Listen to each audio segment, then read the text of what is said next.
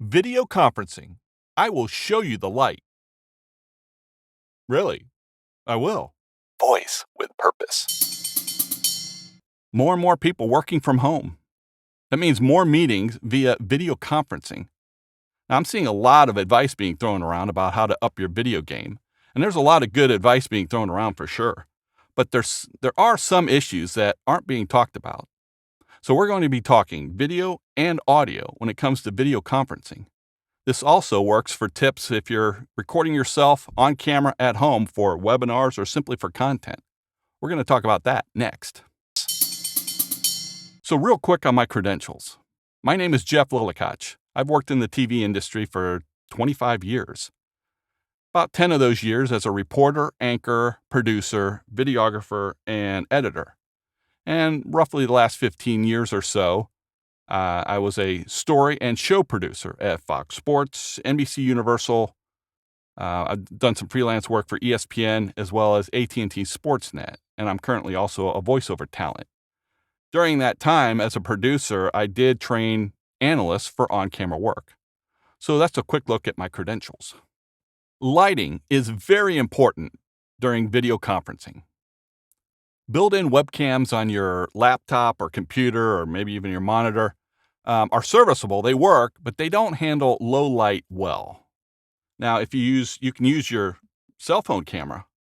They work really well. They're better quality than the lower end web cameras. But even with cell phone cameras or any web camera, the key is to have more light on your face than in the background. So don't set up in front of a window unless you have more light on your face than what's coming through that window. Also be aware of lights in the background. Maybe you have a light on, a lamp, or if a light's shining towards your camera, it's going to make your face look dark, and that's not going to look good. If you do set up outside, natural light is good. Sunlight is a great source of lighting. But be careful if you're in the shade to get away from the sun. You don't want the backdrop to be all super sunny while you're in the shade. You need to be aware of that. More light on your face than your background. So if you're inside, you can use selfie light like this. Sometimes they're referred to as selfie rings. I have 2 of them, and they're $15 a piece. They range in prices, but you also have plenty of lights in your house that you can use. Desk lamps, end table lamps, maybe in your living room or your bedroom. Just grab 2 of those and put them on either side of your camera so that the light's shining toward your face. Do not rely necessarily on the overhead lights because they may not be shining quite very well on your face. They may cause shadows. So if the lights are lower and shining on you, you'll look great. Another tip, try to find, if the light bulb is bright white, it'll certainly shine on your face and light you up, but it'll show all the imperfections in your complexion.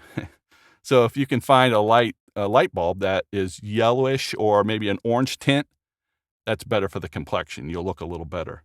So the key is having more light on your face than in the background.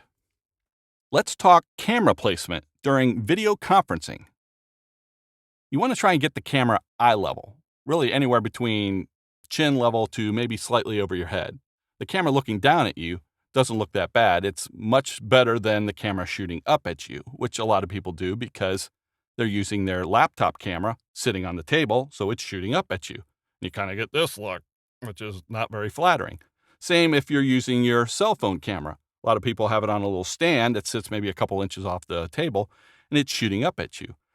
Well, non-verbally, you're seemingly talking down to people, so we want to try to avoid that. So how do you get the camera up there? Well, if it's on your laptop, get a box or 2 or a stack of books and place the camera on the box. That'll elevate the camera. And if you're using your cell phone, there's tripods you can use that'll stand right on your desk or table. So they work great. So the key is get the camera at eye level. Proper framing for video conferencing. All right, the key here is we want just a little bit of headroom, not too much. This is too much headroom. We kind of look short when you're like this. We see this all the time in video conferencing. A lot of people just don't pay attention to that. Picture watching the news and you see an anchor or a reporter. You don't see a lot of headroom. They're pretty much, for the most part, framed up in the center, maybe a little off center. Nothing wrong with that, particularly if you're trying to frame up something in the background, maybe your logo on one side or some pictures you want people to see in the frame. Nothing wrong with that.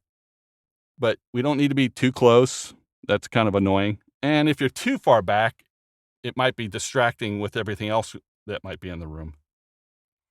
So the key is little headroom. Don't get down here like Kilroy was here. Little headroom, pretty much centered up. You're good to go. Audio is the forgotten factor in video conferencing. The built-in microphone in your laptop or your computer is just not that good. It picks up what we call room tone, and you're going to sound distant.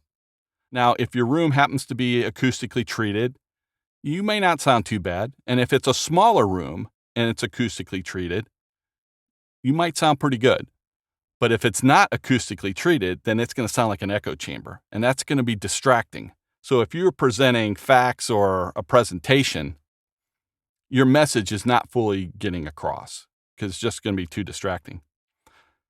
Now, the cell phone microphone that's built in, these are pretty good, not bad, if you are in a controlled setting. So if you're in your living room or your office and your kids will run around in the background, it's going to pick all that up. If you go outside and it's windy, or the dog's barking next door, or the birds are chirping, that might sound pleasant, but it also might be distracting.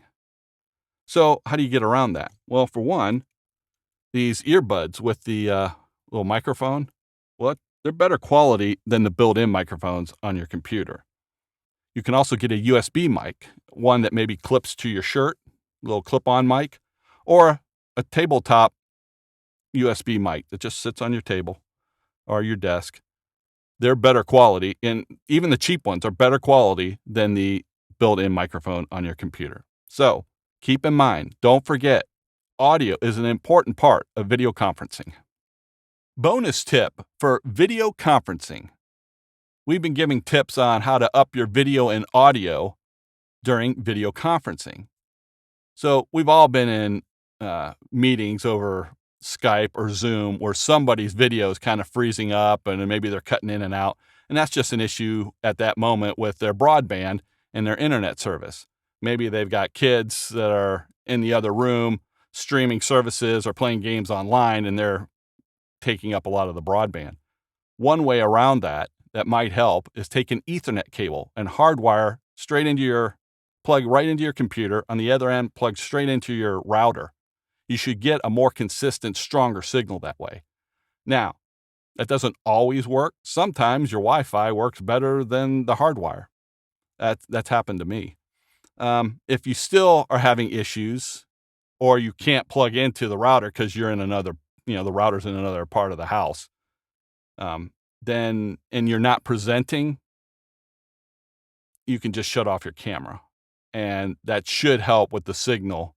And you should be able to hear everything going on. And if you need to ask a question or something, you shouldn't have any issues there.